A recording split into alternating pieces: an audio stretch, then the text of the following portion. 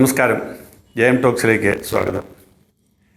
ഇന്നലെ മുഴുവൻ മാധ്യമങ്ങൾ ആഘോഷിച്ച ഗണേഷ് കുമാർ നാടകത്തിന് ഇന്ന് നേരം വെളുത്തപ്പോഴേക്ക് ഒരു ആൻറ്റി ക്ലൈമാക്സ്. ഗണേഷ് കുമാറിനെതിരെ ഗുരുതരമായ ആരോപണങ്ങൾ ഉന്നയിച്ച അദ്ദേഹത്തിൻ്റെ ഭാര്യ ബിന്ദു മേനോൻ ഇന്ന് രാവിലെ മാധ്യമങ്ങളോട് പറഞ്ഞിരിക്കുന്നു, ഞങ്ങൾ തമ്മിൽ ഒത്തുതീർപ്പായി. അദ്ദേഹം എന്നോട് ക്ഷമ ചോദിച്ചു, ഞാൻ അദ്ദേഹത്തോട് ക്ഷമിച്ചു. അതുകൊണ്ട് തൽക്കാലം നാടകത്തിന് തിരശ്ശീല. വാസ്തവത്തിൽ ഈ കേരളത്തിലെ ജനങ്ങൾ ഏത് ലോകത്താണ് ജീവിക്കുന്നതെന്ന് അത്ഭുതപ്പെട്ടു പോയി. ഒരു മന്ത്രി, അദ്ദേഹത്തിൻ്റെ ഭാര്യ ഭർത്താവിനെതിരായിട്ട് ഉന്നയിച്ച ആരോപണങ്ങൾ, ഒരു വശത്ത് ലൈംഗിക ആരോപണം, രണ്ടാമത് അദ്ദേഹത്തിൻ്റെ ഭാര്യയെ മന്ത്രിയുടെ പേഴ്സണൽ സ്റ്റാഫ് ഉപദ്രവിച്ചു, അല്ലെങ്കിൽ കയ്യേറ്റം ചെയ്യാൻ ശ്രമിച്ചു, ഫോൺ തട്ടിപ്പറിക്കാൻ ശ്രമിച്ചു എന്നെല്ലാം പറഞ്ഞ് കേരളത്തിലെ ജനങ്ങളെ ഞെട്ടിച്ചിട്ട് രാവിലെ പറയുകയാണ്, ഞങ്ങളെല്ലാം കോംപ്ലിമെൻസായി, നിങ്ങളിങ്ങ് ക്ഷമിച്ചേക്കൂ എന്ന്. ഇത് ചരിത്രത്തിൻ്റെ ഒരു തനിയാവർത്തനമാണ്. നമ്മൾ പറയാറുണ്ട്, ചരിത്രം ആദ്യം സംഭവമായും പിന്നെ പ്രഹസനമായും ആവർത്തിക്കുമെന്ന്. 2014-15 ഈ നാടകം നമ്മളിവിടെ കണ്ടതാണ്. അന്ന് സോളാർ കേസിൻ്റെ പേരിൽ ഉമ്മൻചാണ്ടിക്കെതിരായിട്ടുള്ള കേസിൻ്റെ തുടക്കം ഗണേഷ് കുമാർ എന്ന വ്യക്തിയുടെ വസതിയിൽ നിന്നാണ്. എൻ്റെ സോളാർ വിശേഷം എന്ന പുസ്തകത്തിൽ ഒരധ്യായത്തിൽ ഞാനത് കൃത്യമായി പറഞ്ഞിട്ടുണ്ട്. സോളാർ കേസിൽ ഉമ്മൻചാണ്ടിക്കെതിരായിട്ടുള്ള കഥ തുടങ്ങുന്നത് ഗണേഷ് കുമാറിൻ്റെ വസതിയിൽ നിന്നാണ്. അന്ന് എന്താണ് സംഭവിച്ചത്? അന്ന് ഗണേഷ് കുമാറിൻ്റെ വീട്ടിൽ കടന്നു കയറി ഒരാൾ ഗണേഷ് കുമാറിനോട് ഉപദ്രവിച്ചുവെന്നും അദ്ദേഹം ആ മനുഷ്യൻ്റെ മുന്നിൽ കാലിൽ വീണ് മാപ്പ് ചോദിച്ചുവെന്നും പത്രസമ്മേളനത്തിൽ പറഞ്ഞത് ഗണേഷ് കുമാറിൻ്റെ ഭാര്യ യാമിനി തങ്കച്ചിയാണ്. യാമിനി പിറ്റേ ദിവസം ഗണേഷ് കുമാർ മുഖത്ത് മുഴുവൻ പരിക്കേറ്റ ഒരു ചിത്രവുമായിട്ട് പത്രസമ്മേളനം നടത്തിയത് നമ്മൾ ഓർക്കുന്നുണ്ട്. അന്നും അദ്ദേഹം മന്ത്രിയായിരുന്നു. അതേ തുടർന്ന് ഗണേഷ് കുമാറിൻ്റെ ഭാര്യയായിരുന്ന യാമിനി തങ്കച്ചി അന്ന് മുഖ്യമന്ത്രി ഉമ്മൻചാണ്ടിക്ക് ഒരു പരാതി കൊടുത്തു. ആ പരാതിയുടെ അടിസ്ഥാനത്തിൽ ഗണേഷ് കുമാറിന് മന്ത്രിസ്ഥാനം നഷ്ടപ്പെട്ടു. ആ മന്ത്രിസ്ഥാനത്തേക്ക് തിരിച്ചു വരാൻ വേണ്ടിയുള്ള ശ്രമങ്ങൾ പരാജയപ്പെട്ടിടത്താണ് ഈ സോളാർ കേസ് ഉമ്മൻചാണ്ടിക്കെതിരായിട്ടുള്ള ആരോപണങ്ങൾ തുടങ്ങുന്നതെന്നുള്ള വിവരം ഇന്ന് പരസ്യമായ രഹസ്യമാണ്. അന്ന് മന്ത്രിയാകാൻ കഴിയാത്തതിൻ്റെ പകപോക്കലായിരുന്നു അന്നത്തെ സരിത എന്ന സ്ത്രീയുടെ 22 പേജുള്ള കത്ത് 28 പേജായിട്ട് വർദ്ധിച്ചതെന്നും അതിനകത്ത് ഉമ്മൻചാണ്ടിയുടെ പേര് വന്നതെന്നുമൊക്കെ ഇന്ന് എല്ലാവർക്കും അറിയാം. ഇന്നത്തെ കോടതിയിൽ കേസാണ്. കൊട്ടാരക്കര കോടതിയിൽ ആ കേസിൻ്റെ വിചാരണ നടന്നുകൊണ്ടിരിക്കുകയാണ്. അതിനുശേഷം അദ്ദേഹത്തിൽ നിന്ന് യാമിനി തങ്കച്ചി വിവാഹമോചനം നേടി, മക്കൾക്ക് വേണ്ടി സ്വത്ത് വാങ്ങി. അതിനുശേഷം അടുത്ത കാലത്ത് ഗണേഷ് കുമാർ നടത്തിയ ഒരു പ്രസ്താവന, ഉമ്മൻചാണ്ടി എൻ്റെ ജീവിതം തകർത്തു, എൻ്റെ കുടുംബം തകർത്തു, എൻ്റെ ഭാര്യയും മക്കളെയും എന്നിൽ നിന്ന് അകറ്റി. അത് കേട്ട് ഏറ്റവും അധികം ചിരിച്ചിട്ടുണ്ടാവുക യാമിനി തങ്കച്ചിയായിരിക്കും. പിന്നെ കേരളം മുഴുവൻ ചിരിച്ചു. ഇപ്പോഴിത് എല്ലാം വീണ്ടും ആവർത്തിക്കുന്നു.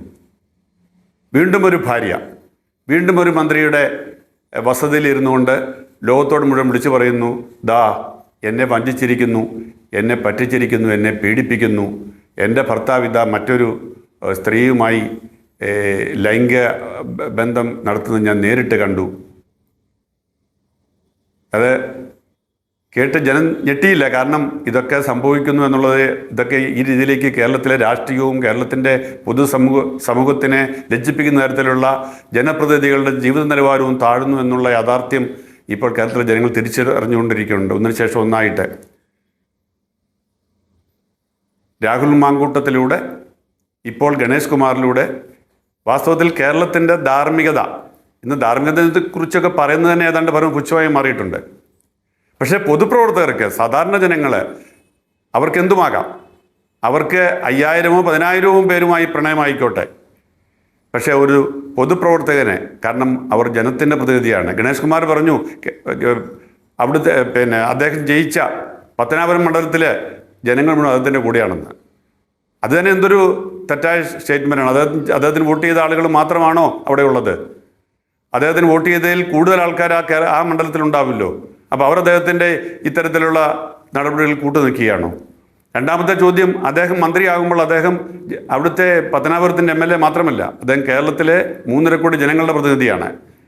അങ്ങനെയുള്ള ഒരാളാണ് ഇത്രമാത്രം, അതായത് എനിക്ക് 5000 പേരുമായിട്ട് എനിക്ക് പ്രണയം ഉണ്ടാവും, നിങ്ങൾക്ക് എന്താ കാര്യം, ഇതെൻ്റെ കുടുംബകാര്യമാണ് എന്ന് പറഞ്ഞുകൊണ്ട് കേരളത്തിലെ ജനങ്ങളെ മുഴുവൻ പരിഹസിക്കുകയാണ് വാസ്തവത്തിൽ ഈ മന്ത്രി ചെയ്തത്. കുടുംബത്തിലെ പ്രശ്നം തീർന്നു കാണും. കാരണം നമുക്കറിയാം, ഇത് 2ാമത്തെ വിവാഹമാണ്. ഈ വിവാഹത്തിൽ എന്തൊക്കെയാണ് ഭർത്താവും ഭാര്യയും തമ്മിലുള്ള അഡ്ജസ്റ്റ്മെൻറ്റുകളും നമുക്കറിയില്ല. അതിനെക്കുറിച്ച് പലരും പലതും കേൾക്കുന്നുള്ളൂ, അവർ തമ്മിലുള്ള ഇടപാടുകളെക്കുറിച്ചൊക്കെ അത് നമുക്കറിയില്ല. പക്ഷേ ഈ സംഭവം ഇവിടെ അവസാനിക്കുന്നുണ്ടോ? അന്ന് ഉമ്മൻചാണ്ടി മന്ത്രിസ്ഥാനം തിരിച്ചു കൊടുക്കാത്തതിൻ്റെ പേരിലാണ് ഉമ്മൻചാണ്ടിക്ക് ഈ പീഡനങ്ങളെല്ലാം ഏറ്റതെന്ന്, ഈ ബുദ്ധിമുട്ടുകളെല്ലാം ഉണ്ടായതെന്ന്, അദ്ദേഹം ഒരു ലൈംഗികാരോപണത്തിൽ കുടുങ്ങിയതെന്ന് ഇന്ന് പകൽ പോലെ വ്യക്തമാണ്. അതിൻ്റെ പേരിലാണ് കേരള മുഖ്യമന്ത്രി ശ്രീ പിണറായി വിജയൻ അദ്ദേഹത്തിനെതിരെ ഒരു സ്ത്രീയുടെ പരാതി എഴുതി വാങ്ങി അന്വേഷണത്തിൻ്റെ ഒരു പരമ്പര തന്നെ ഇട്ടതും ആ കേസൊക്കെ എവിടെയോ ചീറ്റിപ്പോയതും. ഇന്നിതാ അതേ പിണറായി വിജയൻ അതേ മുഖ്യമന്ത്രിയുടെ മുന്നിൽ അതേ വിഷയം അതേ രൂപത്തിൽ ഉയർന്നു നിൽക്കുന്നു. പിണറായി വിജയൻ പക്ഷേ സൗകര്യപൂർവ്വം രക്ഷപ്പെട്ടിരിക്കുന്നു താൽക്കാലികമായിട്ട്, കാരണം ഭാര്യയ്ക്ക് പരാതിയില്ല. എങ്കിലും ഇതിനകത്ത് ധാർമ്മികതയുടെ, അല്ലെങ്കിൽ CPM അല്ലെങ്കിൽ ഇടതുപക്ഷമോ ഒക്കെ കൊട്ടിഘോഷിക്കുന്ന ധാർമ്മികതയുടെ ഒരു ചോദ്യം ഉയരുന്നില്ലേ? ഇങ്ങനെയുള്ള ഒരു മന്ത്രിസഭയിൽ തുടരുന്നതിനെക്കുറിച്ച് ശ്രീ പിണറായി വിജയൻ എന്താണ് പറയാനുള്ളത്? ഇങ്ങനെയൊരു മന്ത്രിസഭയിൽ തുടരുന്നതിനെക്കുറിച്ച് അദ്ദേഹത്തിൻ്റെ ഘടകകക്ഷിയായ CPIക്ക് എന്താണ് പറയാനുള്ളത്? സഹമന്ത്രിമാർക്ക് എന്താണ് പറയാനുള്ളത്? കേരളത്തിലെ ജനങ്ങളുടെ മുന്നിൽ ഇവർക്ക് എന്ത് ന്യായമാണ് നിർത്താനുള്ളത്? 5000 പേരെ പ്രണയിക്കുകയും അത് എൻ്റെ മിടുക്കാണ് എന്ന് പറഞ്ഞ് കൊട്ടിഘോഷിക്കുകയും ചെയ്യുന്ന ജനപ്രതിനിധികളാണോ ഇനി കേരളത്തിൽ ഈ നാടിനെ ഭരിക്കേണ്ടത് എന്നുള്ളതിനെക്കുറിച്ച് ചിന്തിക്കാനുള്ള സമയമായിരിക്കുന്നു. അത് കേരളത്തിലെ ജനങ്ങൾ തീരുമാനിക്കട്ടെ. ഇത് തിരഞ്ഞെടുപ്പിന് വേണ്ടിയോ തിരഞ്ഞെടുപ്പിലെ വിജയാപജയങ്ങൾക്ക് വേണ്ടിയോ ചിന്തിക്കേണ്ട, ചർച്ച ചെയ്യുകയോ ചെയ്യേണ്ട ഒരു കാര്യമല്ല. ഇത് ഒരു ഭാര്യയുടെ മാപ്പിൽ ഒതുങ്ങുന്ന കാര്യവുമല്ല. കേരള ജനതയോട് മാപ്പ് പറഞ്ഞുകൊണ്ടും തീരുന്നതല്ല. കാരണം ഇത് ഒരു സംഭവം മാത്രമല്ല, ഈ സംഭവത്തിൻ്റെ പേരിൽ ഒരുപിടി സംഭവങ്ങളുണ്ട്.